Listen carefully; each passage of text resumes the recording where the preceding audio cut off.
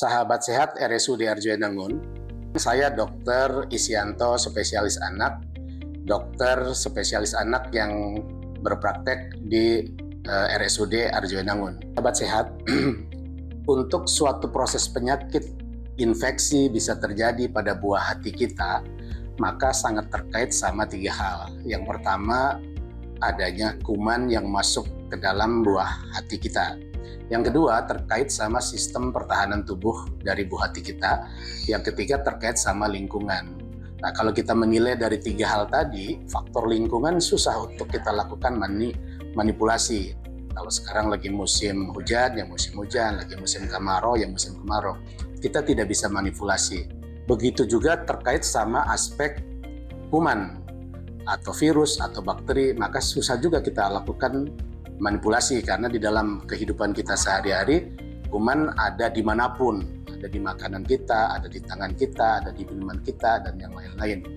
Nah, satu hal yang mungkin kita bisa manipulasi adalah sistem pertahanan tubuh anak kita atau buah hati kita.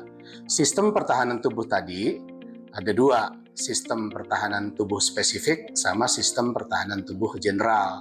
Sistem imunitas general bisa kita dapatkan dengan kita melakukan misalnya memperbaiki pola hidup sehat, kemudian juga kita memperbaiki pola nutrisi pada buah hati kita.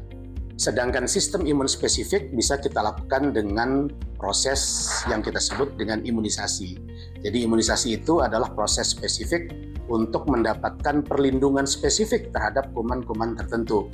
Misal kalau anak kita akan tahan atau mempunyai perlindungan terhadap kuman TBC, maka yang kita lakukan adalah imunisasi terhadap vaksin BCG. Nah, dengan hal tersebut harapan kita buah hati kita akan mendapatkan perlindungan yang paripurna maupun perlindungan yang spesifik maupun perlindungan yang general tadi.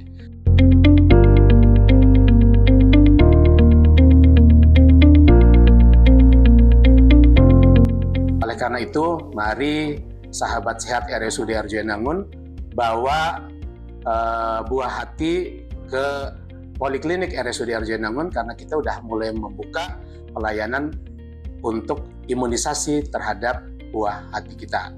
Apa kepentingannya? Kepentingannya yang tadi kita sebutkan di awal, untuk mendapatkan sistem imun spesifik terhadap penyakit tertentu. Kemudian, apa yang kita takutkan kalau buah hati kita tidak mendapatkan vaksinasi tadi. Nah, jadi walaupun vaksinasi itu tidak memberikan perlindungan 100% terhadap buah hati kita, tapi yang harus kita tangkap adalah bahwa vaksinasi tadi akan memberikan perlindungan ekstra. Artinya bahwa anak-anak kita, buah hati kita, kalau kita sudah lakukan imunisasi, kalaupun pada akhirnya terkena dengan proses penyakit tadi, biasanya proses penyakit yang terjadi tidak akan menjadi berat dan tidak ada komplikasi. Biasanya seperti itu.